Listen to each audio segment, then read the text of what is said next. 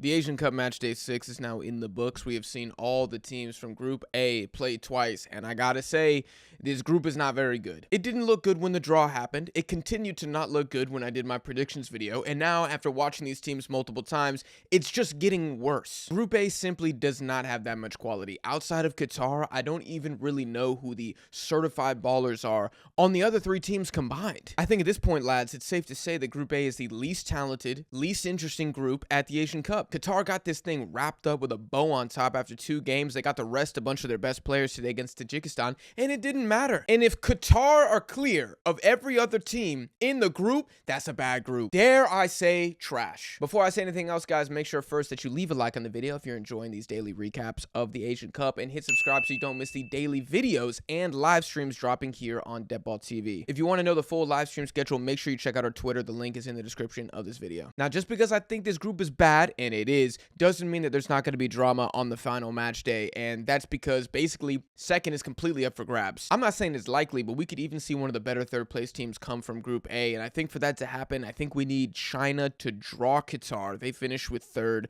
and then Tajikistan versus Lebanon, we just need a winner there. Doesn't really matter which team. So then you would have Qatar with 7, either Tajikistan or Lebanon with 4, and then China with 3. So in this scenario, we'd have the Chinese third, and I think I'm going to start with these guys because good Lord, the lack of offensive talent in this team is ridiculous. I want to compliment the Chinese defense. I think they looked better against Tajikistan than they did against Lebanon. I think Lebanon, hit the post twice. China kind of got a little fortunate there. But going into the Asian Cup, this was the backbone and the strength of this Chinese national team. Defense, physicality, not letting the other team run up the score, and they've done that. Unfortunately, the offense, which is typically carried by Wu Lei, is not doing its job. In fact, Wu Lei needed to score against Lebanon today. He had 2 really, really good chances. The best one is not even the triple save by the Lebanese goalkeeper. It's probably the one where the cross comes in and he just kind of whiffs the tap in. It's an initial spill from the Lebanese goalkeeper, and Wu Lei, Mr. China, needs to put that away. And so in a way, China are exactly who we thought they were, a defensively stingy team with zero capability of playing possession football or creating good chances or putting the ball in the back of the net if their star boy can't do that. The question is now, can China get a result, possibly even a 3 points, against a likely rotated Qatar side? You guys let me know in the comments. On one hand, I want to say yes, just for the vibes, the memes, and so that I can say that easily the worst Pot 2 team at the Asian Cup, by the hair of Lin Peng's chinny chin chin, somehow made it to the knockouts. I don't want to poo-poo this video before I talk about the other teams here, guys, but I don't think it really matters who finishes second, who finishes third in Group A, because either of those teams are getting bodied in the knockouts. Qatar should be okay. I mean, I pray they will be, because they're going to be playing, I think, the 3rd best team from Group C, maybe, so that should be a dub for the Qataris. Let's just take it to Qatar right now. I know I'm supposed to do China and Lebanon first, but F it, this is my video. We're going to talk about the Qataris. On the bright side, Akram Afif genuinely looks like he is in the contention for the best player award at the end of the tournament. The man has been unplayable in the first 2 games. I don't even know how many big chances created he has had by himself. I mean, really, the fact that Tajikistan only conceded 1 goal, it's not Akram Afif's fault. It's really the rest of the Qatari attacking front. Another pretty good showing from Almoez Ali. He'll be very pissed off that he didn't get a goal, but overall, it was a very comfortable win for Qatar. I think the Tajiks a few times looked somewhat menacing, but the Tajiks just don't have the talent. We can talk about how Qatar flopped at the World Cup. We can talk about how they didn't do anything at the Copa America, how they brought a B team to the Gold Cup and then got exposed by Panama 4-0 in the knockouts. But even though a lot of those experiences were very negative for this team, it does make them tougher and more resilient. And to be frank, the opposition in Group A of the Asian Cup is not on par with the Gold Cup. It's not on par with the Copa America, and it's certainly not on par with the World Cup. I think we're seeing this a little bit with Jordan too. I mean, I don't want to speak too soon. They've only played 1 game, but it was a very impressive victory. I think when you do go get beat up by the Europeans and the South Americans, and then you come back home to your continent and you're not even playing the better teams in your continent, you're going to perform better because you're used to going up against Holland. You're used to going up against Leo Messi or whoever else it may be, the Dutch, the Senegalese. Maybe a bit of a hot take here. I really think we need to relax when talking about Qatar. Yes, they're on a good run of form here. They look completely unchallenged in the group. They put 8 past Afghanistan. They beat India away. That doesn't matter. They have not played even a decent team yet. And fortunately for them, because they're going to play one of the 3rd place teams, I don't think they're going to see one of those decent decent to good Asian teams until the quarterfinals. I'm watching this Qatar team and I'm paying attention to the defense. I'm looking at Barsham. I'm looking at the midfield.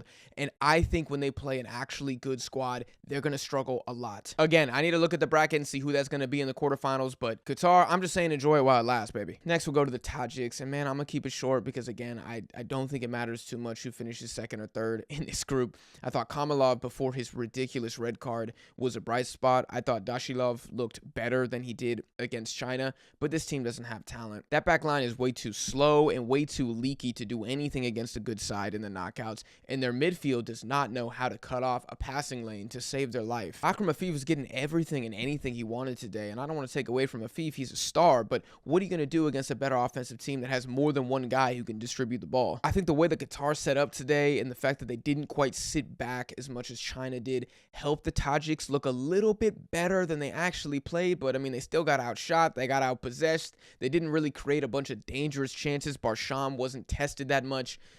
It's over for Tajikistan. The big question for the Tajiks and for the Lebanese is, can one of them score a goal, for the love of God? I'm kind of seeing like a 1-1 draw in this matchup. You guys let me know what you think down below in the comments, but I think both of them will be pushing for the victory. Both of them will eventually score. I think both the Tajiks and the Lebanese have shown just enough competence to maybe put the ball in the back of the net, but I can't see it happening more than once. And we'll finish with Lebanon. I think a better showing for sure than against Qatar. I think they were so terrible against Qatar. I saw a couple Lebanese supporters in the comments. I saw some on Twitter saying it wasn't that bad. I don't know what match you watched, brother, but you guys were terrible in that game. And honestly, I'm pissed at Lebanon and I'm pissed at Tajikistan because now y'all making the Qataris look like a good national team, when in reality, you guys just cannot pass the ball. Some people will have watched the game and they'll say that Lebanon got unlucky because they hit the post twice. I thought the most dangerous of the two was the Matuk strike. I thought that would have been a worldie if that had gone in. But I'm gonna have to reel it in a little bit because on the flip side, China should have scored minimum twice. And if not for a triple save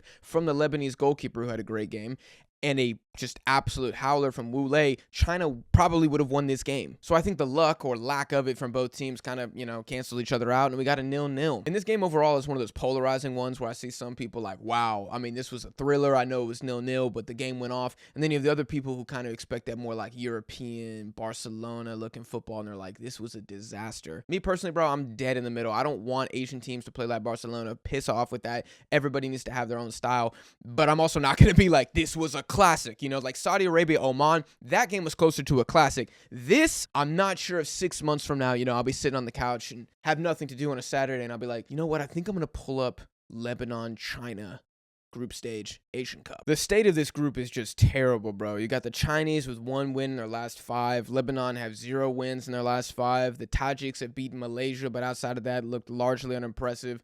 And Qatar, whenever they play a team that isn't finished, they lose. Y'all, I swear to God, if there was even one pot 3 or pot 4 team in this group that had talent, if like a Vietnam, if a Thailand was in this group, they would probably finish second. And honestly, they'd probably be pushing Qatar for first. So whenever people say that like FIFA rankings don't matter, seeding doesn't matter, the groups don't matter, you're just wrong. Because in this case, Qatar have an extremely favorable group that will carry them, should carry them to the quarterfinals minimum. And then after that, you only need to win 3 games and you're lifting the trophy back to back. And good God, we can't have that happen. That's the video, guys. Leave a like if you enjoyed. Make sure you hit subscribe so you don't miss our daily Asian Cup content here on the channel. Check out social media links in the description. I'll see y'all in the next one.